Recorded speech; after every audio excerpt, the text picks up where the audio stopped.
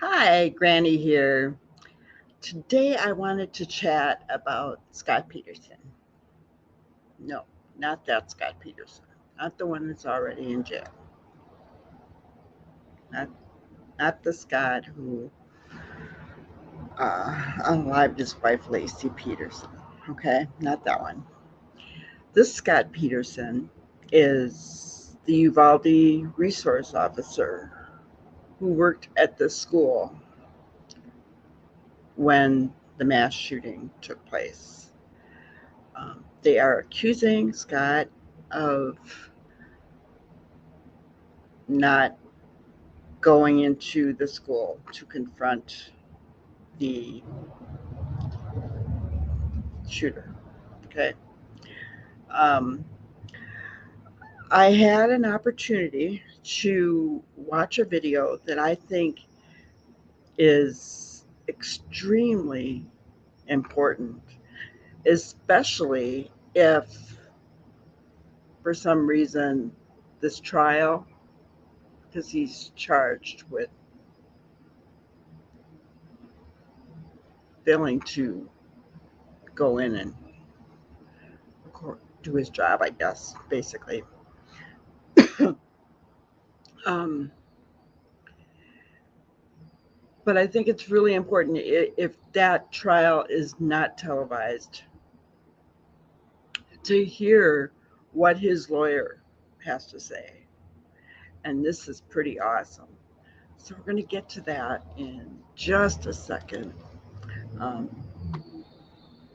remember, this is Granny, and this is Granny's Crime Busters.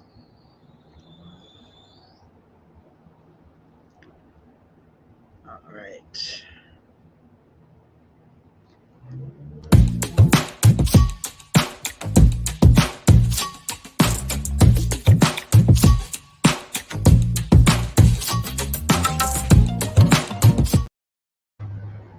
Okay, we're back. Having a bit of a sneezing fit. Um, allergies are kicking my butt this year. Okay, so um, like I said, I did want to go into this. This officer has been an officer for many years.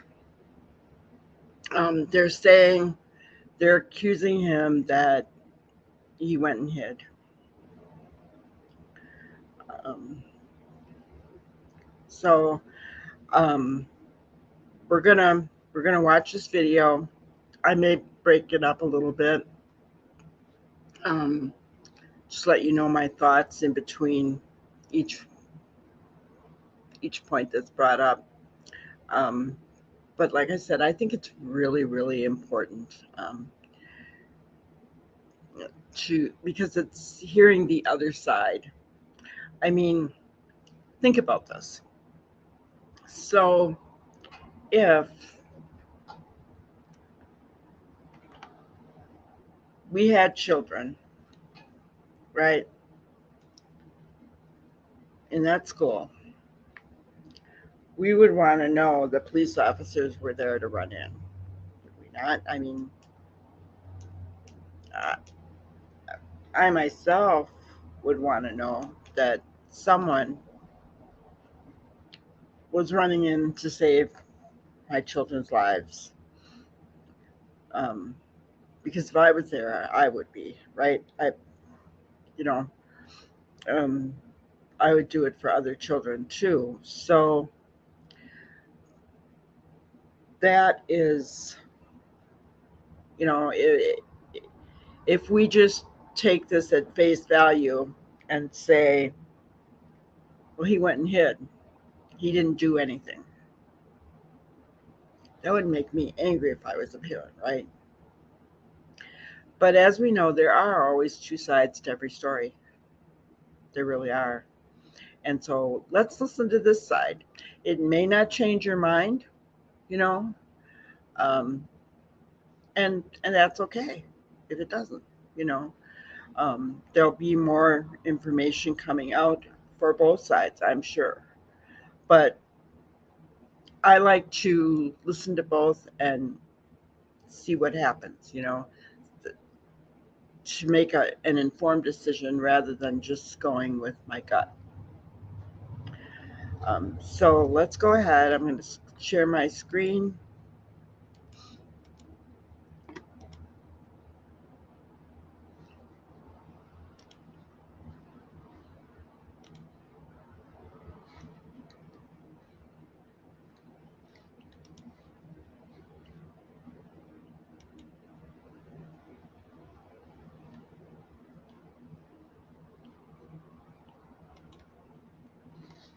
Okay. And I'm going to make it big here. Get All it right, let's started. talk about the trial of Scot Peterson. Not that Scot Peterson. I'm talking about the former sheriff's deputy school resource officer who has been charged with 7 counts of child neglect and 3 counts of culpable negligence for the 10 people that were shot, including 6 killed during the Parkland school shooting back in 2018. The allegation being that Peterson did not enter the building with his service weapon and confront the shooter. Now, I should tell you that Peterson is not charged with respect to the 11 people that were killed and 13 people that were injured before he got to the building. Now, with this trial about to begin, I want to bring on a very special guest, a familiar face for all of our long crime trial watchers, Peterson's criminal defense attorney, Mark Eiglarsh. Mark, it's so good to see you. Thanks for coming on. I appreciate you having me, Jesse. So let's do a broad overview. Okay, so my understanding is the defense's main argument is that your client is not criminally responsible because he did not know where the shots were coming from. He did not know the shots were coming from inside the school. Is that correct? If we had to sum it up in one soundbite, then I guess I would agree with that. There is so much more to this because the situation was very fluid, right? The 4 minutes and 15 seconds that he was there while the shooter was there for 6 minutes and 36 seconds, each shot's changed to some extent, but all remain the same in that he did not know precisely where the shots were coming from. Okay, let's talk about that. Now, you're very kind. You shared some trial boards with me, and I think this one is particularly helpful. What it is it actually shows the time frame. So we're talking about 6 minutes and 36 seconds when the shooter was in that school. So we're talking about 2:23:25 p.m. to 2:27:35 p.m. And your client was on the scene for the final 4 minutes and 15 seconds. And I want to be clear.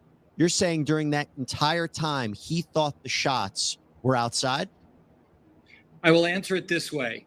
He had no idea with certainty that the shots were coming from inside the 1200 building and or that any kids were killed at all.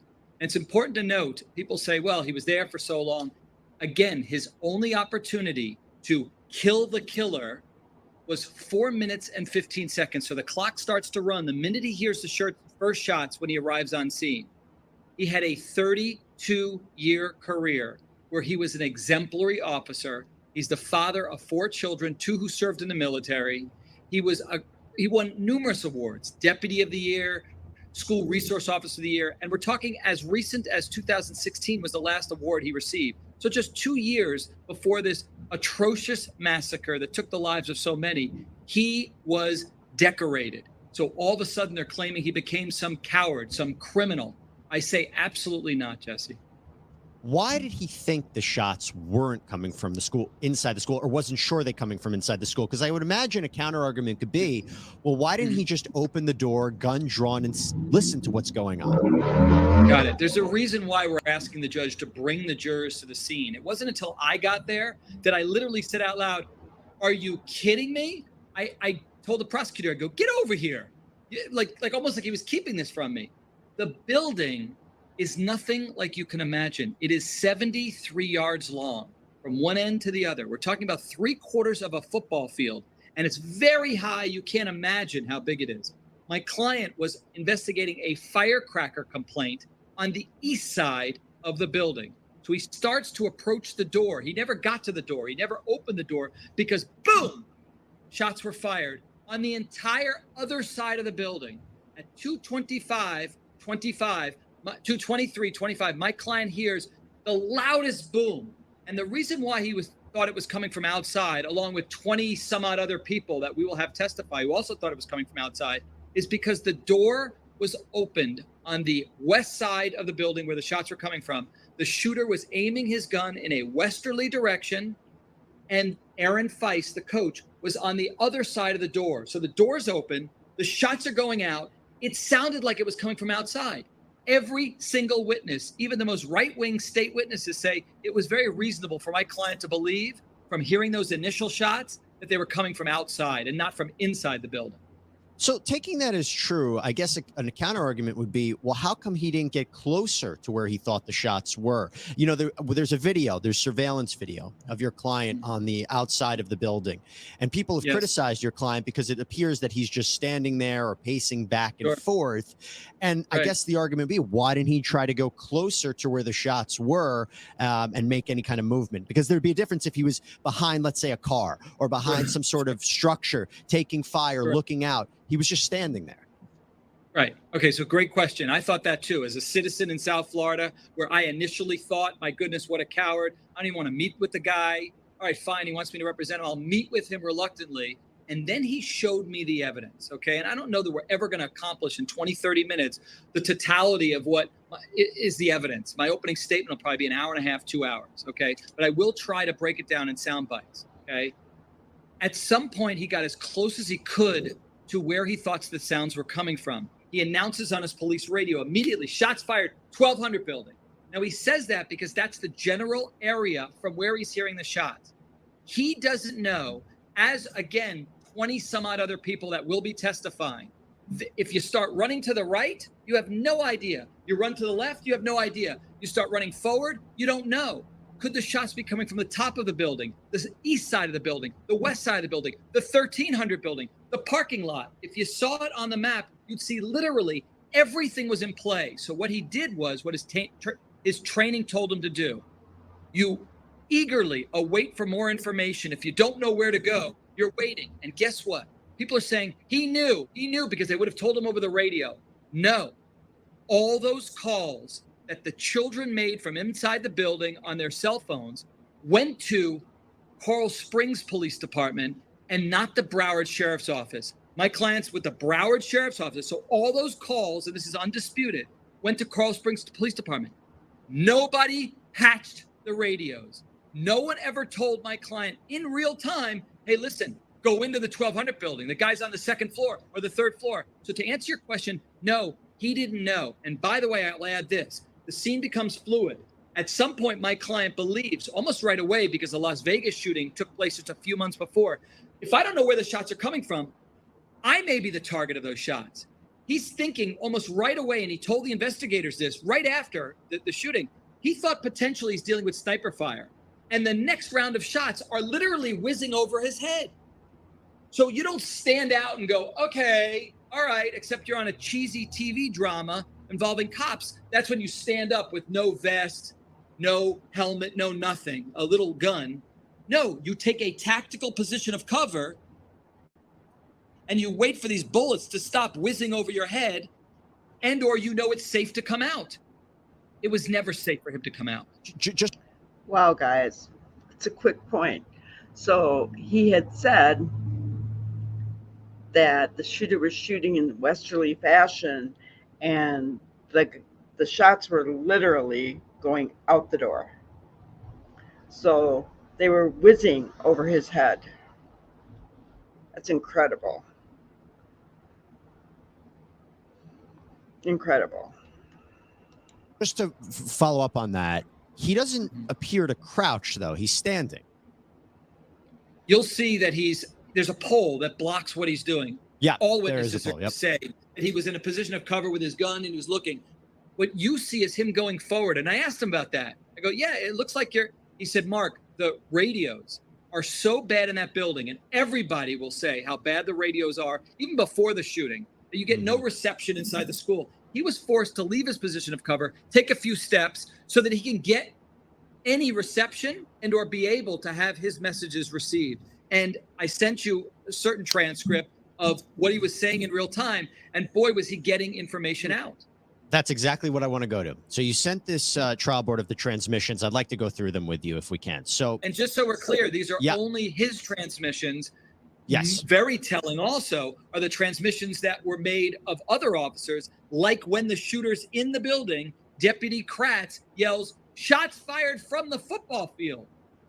Shots fired from the football field. That gets repeated as my client's trying to figure out where this is happening. He's hearing shots fired from the football field. Another person gets on. Shots fired, Middle Glades. Middle Glades, that school is all the way hundreds of yards west.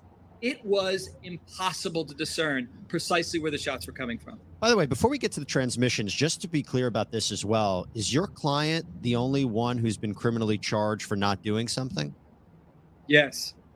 And why do you think that is? Clear, there were, I'm going to tell you, numerous other officers who heard the same shots my client did, didn't know where they were coming from, and didn't go in the building, right? So, yeah, I think it's selective prosecution. Here's what happened, okay? I don't mind going public with this because I'm going to say it in the trial, but I'll get some backlash. The chief, Sheriff Israel, very well known around here, politician, okay? He was taking heat because that's what they do. Right or wrong, it starts at the top, right? What's wrong with your men? Why didn't they do better? Couldn't this guy have been stopped? And I'm not saying whether he could have done better or not, but hell, if it's bad weather or gas prices go up, person at the top always gets blamed. So he was taking a lot of heat. So we went on Jake Tapper's CNN town hall meeting, and he got crucified. I mean, nobody was favorable towards him. He admitted that to me in deposition. So without calling my client, and he had my client's cell phone because that deputy worked at the school football. He was a football coach, and his sons went to that school. So we had a very personal relationship with my client. Instead of calling my client to say, hey, buddy, tell me what happened. I need to know, why didn't you go in? That wouldn't have worked for him because my client would have told him what I'm telling you now and how he couldn't tell and the pronounced echo in the area that everybody talks about. He then does that famous press conference where he says, he should have gone in to kill the killer.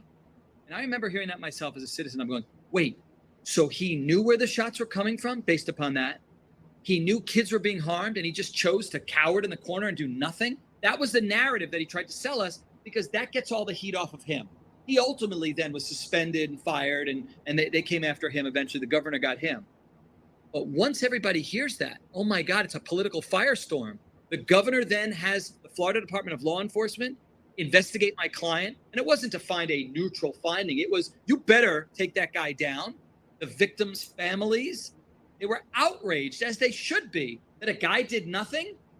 And then the prosecutor was given half of the information. Distorted information. I have the reports that were handed to the prosecutor. The lead investigator, Riddick, will be crucified by me. He left out, amongst other things, my client asking in real time to one of his officers, hey, do you know where the shooter is? You know where the shooter is? He left that out. Doesn't that evidence that in real time he doesn't know where the shooter is? How dare he say that he left it out because, well, the shooter was gone at that point. I said, wait, the shooter was gone for a minute and a half, and no one on the scene knew that. So you don't think that still evidences his state of mind? No, I don't think it needed to be included. Garbage in, garbage out. Between the political pressure and the fact that this investigator left off key information like my client ordering a code red, which is what he did for the benefit of all those kids, my client got charged. It was no surprise. And look, from my point of view, I think there's a difference between trials being fought in the court of law, which is where I think it should be, and all the facts come out, versus the court of public opinion, because there really has been a very strong public message against your client, and I know that he's looking forward to clearing his name in this trial. So I'm curious to see how this is going to play out. I do want to go back to the transmissions, though, because I think this is important. So again, These are the transmissions from your client. Let's go to 2:23:26 p.m. Be advised, we have could be firecrackers. I think we have shots fired. Possible shots fired, 1200 building. Then I'm going to play another one, 2:24:14 p.m. We're talking about the 1200 building. It's going to be the building off of Holmberg Road. So when he says that, and he's talking about the 1200 building, couldn't someone interpret that as him saying it's happening inside the building? The reason I say that is because how come in those transmissions he doesn't say it's coming from outside the 1200, it's outside that building? How come he doesn't say that?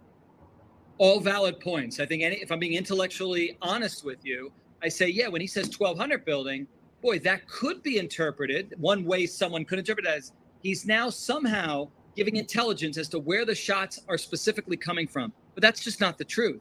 What he's doing is he's giving the quickest location where he's at. That first transmission, he's literally hearing shots as he's on the east side of the 1200 building, and he wants the cavalry to come. So he's saying 1200 building. He's not saying, by the way, I hear shots from within the 1200 building because I'm sure that from 73 yards away, with the door opened up and the shots being fired in an opposite direction from where he is, I know with certainty that the shots are coming from inside the building. So I get it. I understand that's enough to give the prosecutor a good faith basis to go forward and say, aha, he said 1200 building. When officers are trained to give their location, he does believe that the area around the 1200 building or the neighboring 1300 building, which he then says later on in the transcript, is where the shots are coming from. Okay? So him saying 1200 building will be the feature of the state's case. And I'll say, yeah, he's giving his location, 1200 building.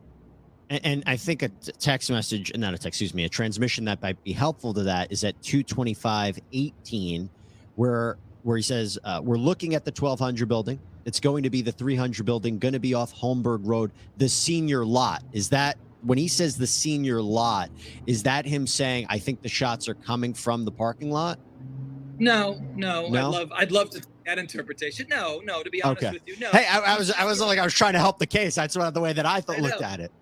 I loved it. Now I'm thinking, should I use that? But no, because it's not the truth.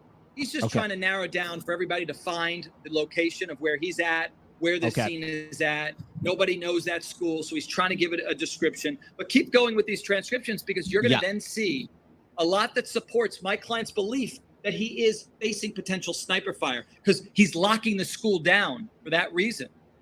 And this is the one I really wanted to get into. So this is 2:25:56 p.m. And he is responding, acknowledging Deputy Kratz. And he says, all right, 26. Also heard it's over by inside the 1200 building. We're locking down the school right now. Make sure there's no pedestrian traffic anywhere on Holmberg Road.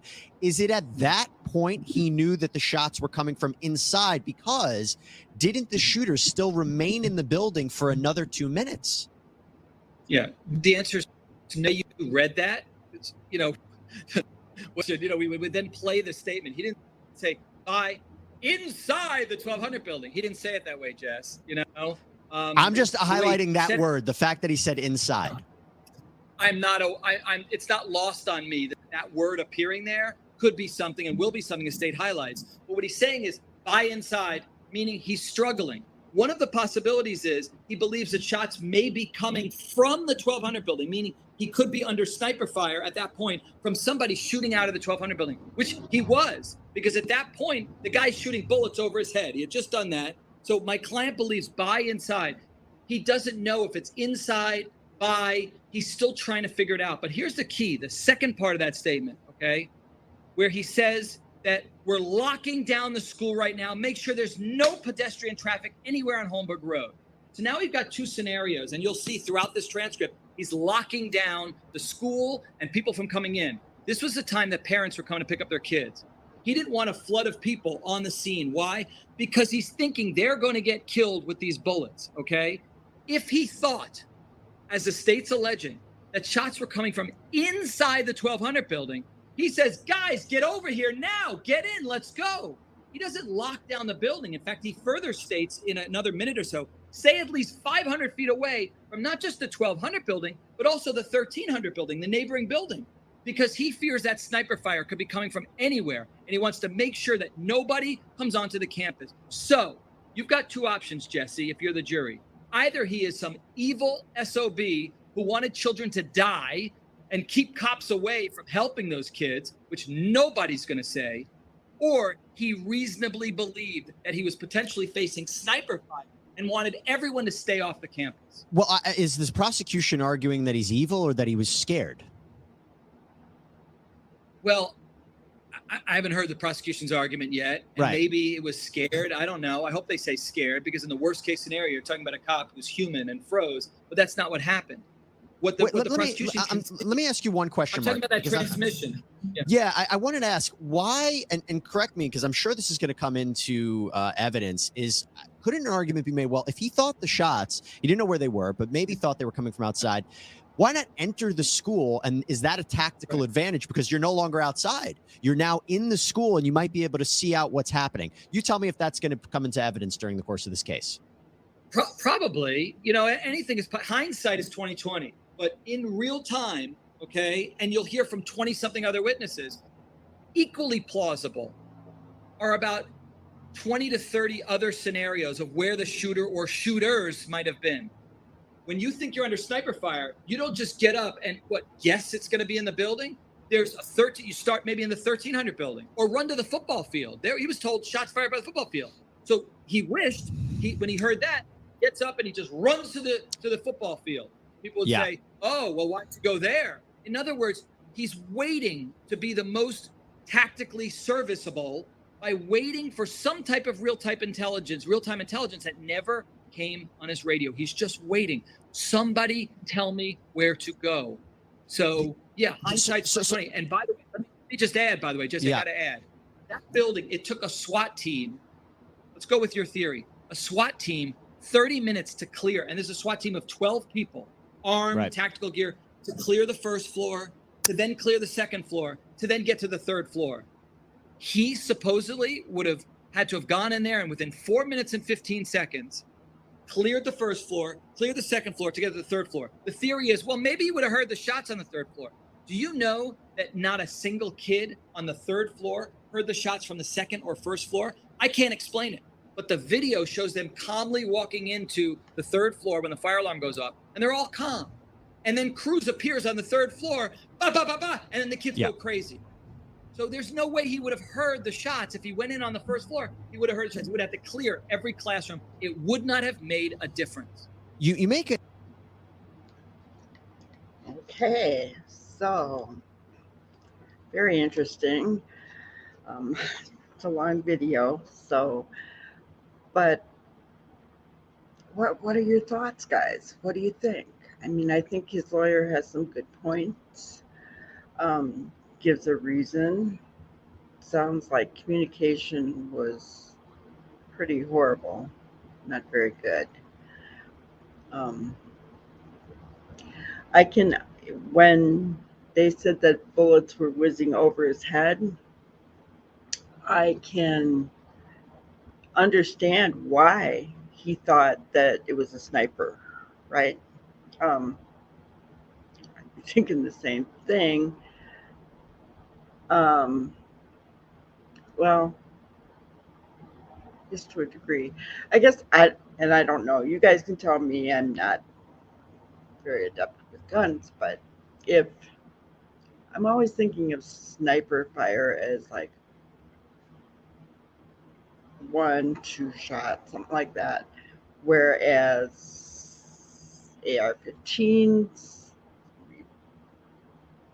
automatic, semi-automatic, right? So I would think a police officer would know the difference between those kind of sounds. However, I mean, I don't know. So, versus what we heard in the media that this guy just went and hid, didn't do anything. Now, seems like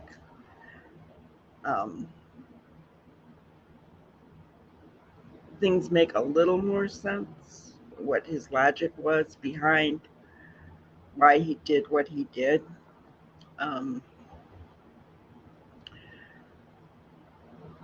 I hate to think of, I really, really hope that this is not political. I really hope not.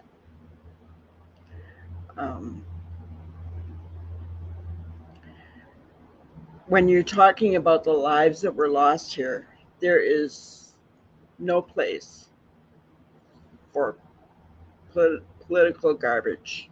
There just isn't. I'm sorry. And if that's involved here, those individuals need to get their crap together. That's all I can say, is because there's no reason for it. People lost their loved ones, their children. There's no excuse for it. None whatsoever. If it turns out that he was mistaken and he made a mistake,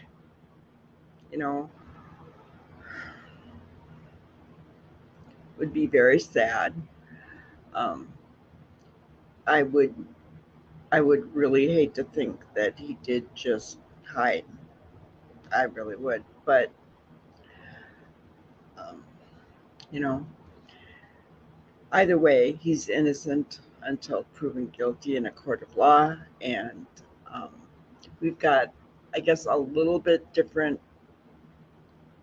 perspective on this case.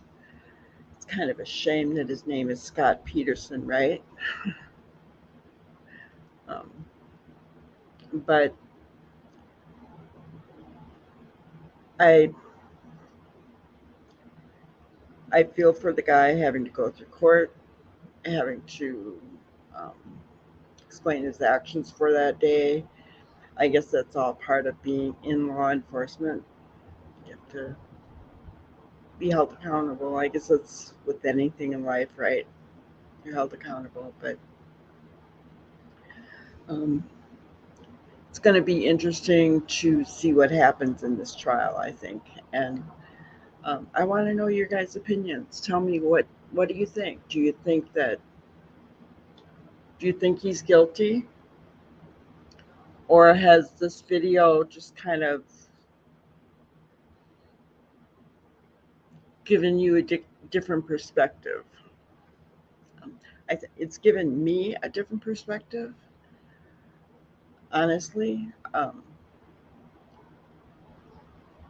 You know, I I don't know that I believed from the get-go that he just hid, though. I would have wanted to see some video evidence of him running off and hiding. I always saw that video that they kept showing over and over where you could see that he was going to do something, what they said, investigate a firecracker episode or something. And you could tell that he heard something and got in his radio and went running the other direction. So, he went running toward it, right? If it is indeed true that he had bullets whizzing over his head, I understand. I mean, how he thought that was a sniper. But so, I'm willing to hear more of the trial before I make my total decision on whether I feel he's innocent or guilty. And I hope for his sake and for his family's sake that he's innocent. For the families, I hope and pray that it is found out that he didn't hide. Whatever happened, I hope it is discovered that he didn't hide, that he was actively trying to do something. So, because it's something, my child died, I would not be able to live with. I wouldn't be able to. So, all right, you guys. Well, we're going to see you on the next one. And don't forget to like, subscribe, and share. Thank you for watching another episode of Granny's Crime Busters. We really appreciate each and every one of you. Don't forget to subscribe and like and even share the content. You can follow us on any of our other social media platforms at YouTube, Twitter, Instagram, Facebook, and TikTok. We really appreciate you guys, and you can also email us at granniescrimebusters@gmail.com. Thank you so much, and we will see you on the next one. Thanks, guys.